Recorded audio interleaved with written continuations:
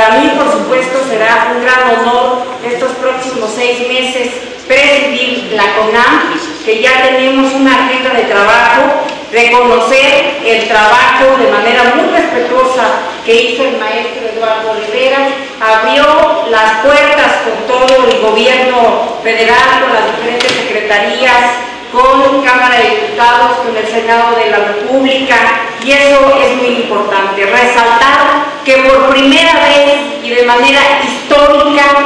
se tiene esta organización que nunca se había podido concretar, que había sido muy difícil y muy complicado por los intereses políticos, y aquí hemos comentado y hemos dicho, partimos de una agenda de 16 puntos, en donde tenemos acuerdo las diferentes fuerzas políticas del país, y que en estos 16 puntos nos hemos puesto de acuerdo para avanzar en un municipio del país, en que los municipios del país sean fuertes, sean líderes muy importantes, porque son a quienes nos llega primero la gente. Somos la primera cara de la ciudadanía, y así como hay una organización a nivel de gobernadores,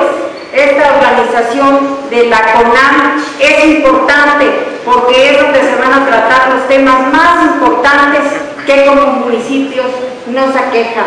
Dentro de esta etapa quiero reconocer también el trabajo de los directores técnicos de cada asociación, tanto de Ricardo como de Adán, como de Sergio, que han sido compañeros que han dado la lucha desde hace muchísimos años para que una organización como ahora la CONAM, que va a empezar a tener su fundamentación, su articulado, toda una tarea, oficinas propias y demás, va a empezar a tener frutos.